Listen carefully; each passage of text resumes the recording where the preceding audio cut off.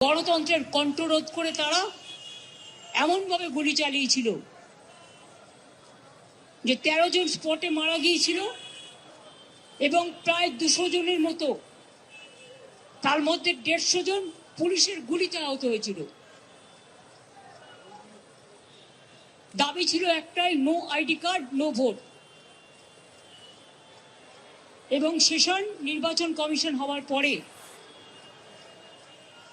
তার আগে একজন অবজারভার হিসেবে এখানে এসেছিলেন, তিনি রিপোর্ট দিয়েছিলেন এবং সেই রিপোর্টের ভিত্তিতে এই no ID card, no vote এটা সেশনের সময় চালু হয়। তারপর থেকে মানুষ ভোট দেওয়ার অধিকারটা ফিরে পায়। এসব অনেক তথ্য, অনেক লড়াই, অনেক সংগ্রাম, অনেক জীবন যুদ্ধ, এই কাহিনী আজও ছড়িয়ে আছে। ডাবল ইঞ্জিন রাজ্যগুলোতে বিজেপি কাউকে ভোট দিতে দেয় না, আর সিপিএম শাসিত রাজ্য তো পশ্চিম বাংলায় আমরা হাতে নাতে ফল পেয়েছি। তাদের আবার বড় বড় কথা, কত ভাষণ দিয়ে বেড়াচ্ছে সোশ্যাল নেটওয়ার্ক তৈরি করে, পয়সার কোনো সীমারেখা নেই। কাজেই লড়াইটা কিন্তু লড়েছিল আমাদের সহকর্মীরা জীবন দিয়ে, মাঠে ময়দানে। সেসব দিনের কথা স্মরণ করে এই দিনটিকে আমরা শহীদ দিবস, মামাটি দিবস হিসেবে উৎসর্গ করি। শহীদদের স্মরণে, 21শে জুলাইয়ের শহীদ সহ সমস্ত শহীদদের স্মরণে মামাটি মানুষ দিবস এবং গণতন্ত্র দিবস হিসেবে আমরা পালন করে থাকি। প্রায় 33 বছর ধরে এই প্রোগ্রাম এই জায়গাটায় হয়, তার কারণ এখানে অনেকগুলো প্রাণ লুকিয়ে পড়েছিল। আর এই এলাকাটা রক্তের বন্যা বয়ে গিয়েছিল। তাই আমাদের বছরে একটাই প্রোগ্রাম শহীদ স্মরণে আমরা এখানে করি।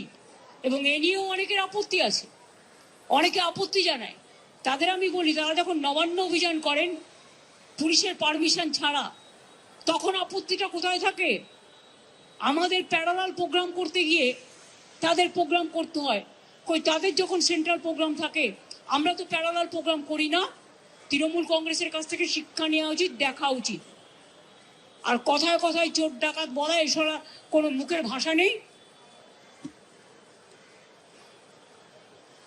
কত মানুষের উপর অত্যাচার, বাংলা ভাষীদের উপর অত্যাচার। আমি সব ভাষাকে সম্মান করি এবং আমরা সব সম্মান করি সমস্ত রাজ্যের মানুষকে, কিন্তু এর মানে এটা নয় যে বাংলা ভাষায় কথা বললেই তাকে জেলে পুরে দিতে হবে। যাক গিয়ে, সেসব কথাগুলো আগামীকাল মিটিং আছে, কালকে বলা যাবে। আপনাদের সবাইকে আহ্বান জানাবো, সবাইকেই আহ্বান জানাচ্ছি, ঝড় জল হলেও আসবেন, বর্ষা হলেও আসবেন। বর্ষায় ভেজা আমাদের অভ্যাস হয়ে গেছে, কারণ যারা জীবন দিয়েছেন তাদের চোখের অশ্রু এই দিনটা আমরা দেখতে পাই। হয়তো প্রকৃতি মায়ের আশীর্বাদেই বলুন, শুভেচ্ছাই বলুন, দোয়াতেই বলুন, জয় জোহারেই বলুন। কাজেই কালকের জন্য সবার কাছে আবেদন রইল, শান্তিপূর্ণভাবে আসুন, শান্তিপূর্ণভাবে আবার ফিরে যাবেন মিটিং করে। এবং 21শে জুলাই চিরকাল চলবে এই প্রোগ্রাম, কোনো দিনও বন্ধ হবে না।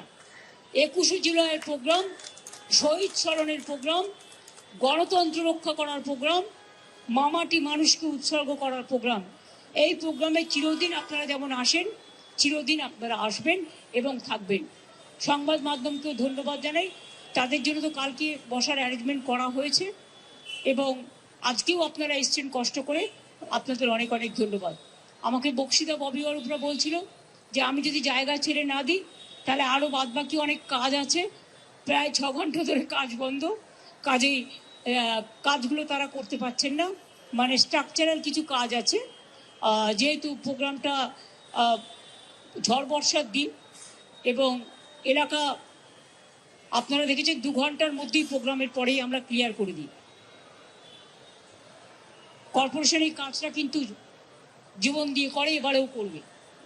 এটা কিন্তু অন্য কোনো পার্টি করে না। অন্য পার্টি প্রোগ্রাম করে পুকুর করে দিয়ে চলে যায়, অন্য পার্টি প্রোগ্রাম করে একেবারে পুরো ডোবা করে দিয়ে চলে যায়। আমরা কিন্তু এটা করি না। আমরা মনে করি প্রোগ্রাম যারা করে তাদের একটা দায়বদ্ধতা থাকা উচিত, একটা দায়িত্ববোধ থাকা উচিত, এবং সেটা আমরা মেনটেন করি। সাধারণ মানুষের হয়তো একটু প্রবলেম হবে কালকে, মানুষ আসবেন চারিদিক দিয়ে। ইতিমধ্যেই প্রায় লক্ষাধিক মানুষ এই বর্ষাকে অতিক্রম করে এসছেন, পাহাড় থেকে জঙ্গল, জঙ্গল থেকে বঙ্গোপসাগর, সর্ব জায়গা থেকে। কালকেও সব জেলা থেকে আসবে। আমি আপনাদের সকলকে অনেক ধন্যবাদ জানাচ্ছি এবং সকলের সহযোগিতা প্রার্থনা করছি, এবং সবাইকে বলবো প্রশাসনকে কোঅপারেট করুন, এবং প্রশাসনকেও বলবো প্লিজ লক্ষ্য রাখবেন যেন মানুষকে, যারা দূর দূরান্ত থেকে বাসে আসে তাদের যেন 3 কিলোমিটার আগে দাঁড় করিয়ে দেবেন না। ব্রিগেডটা প্রায় জলাভূমি হয়ে গেছে, সেরকম হলে সাইড দেখে দেখে বাসগুলোকে এমনভাবে দাঁড় করাবেন যাতে বাসগুলো আবার যাবার সময় বিপদে না পড়ে। সিস্টেমের মধ্যে রেখে দিতে হবে যাতে ফেরাটাও ইজি হয়, রাস্তা ক্লিয়ার হয়ে যাবে। আর বেশি জলের মধ্যে ঢুকলে কাদায় গাড়ি আটকে যেতে পারে। ট্রাফিকের যারা আছেন তারা শুনছেন, কাদায় গাড়ি আটকে গেলে কিন্তু গাড়ি তোলা যাবে না, এটা মাথায় রাখতে হবে। না না, এটা সাইডে সাইডে করে দিতে হবে, একটা সাইড করে, যেখানে দেখতে হবে, ইট ডিপেন্ডস অন, যেখানে শুকনো জমি থাকবে দেখে নিতে হবে। কারণ এই বর্ষা তো চারিদিকে হচ্ছে। এমনকি আপনারা দেখেছেন আমেরিকার ফ্লোরিডা, ওরা এত উন্নয়ন করেছে কিন্তু প্রকৃতি মায়ের কাছে কেউ পারে? 1000 লোকের ওপর মারা গিয়েছে। কাজেই বর্ষাটা এবারে যে রেকর্ড বৃষ্টি হচ্ছে, এবং তার মধ্যে আজকেই তো প্রায় 1,30,000 জল আরো ছাড়া হয়েছে, লক্ষ মেট্রিক টন। এবং আগেও আপনাদের আমি বলি, আগেও তো আমি আপনাদের একটা হিসেব দিয়েছিলাম যে 27,000 লক্ষ কিউবিক মিটার জল ছাড়া হয়েছিল। আর তার উপরে প্রচন্ড বৃষ্টি, সবটাই বাংলার মানুষকে ফেস করতে হয়। তার মধ্যেও এই জল আটকাওয়ার জন্য আমরা প্রায় 5.5 লক্ষ পুকুর কেটেছি নতুন করে, 500টা চেক ড্যাম করে দিয়েছি, লোয়ার দামোদর মেশিন প্রকল্প করেছি, ঘাটাল মাস্টার প্ল্যানও আগামী দিন হবে। এই ধরনের আরো কিছু প্রজেক্ট আমাদের মাথায় আছে।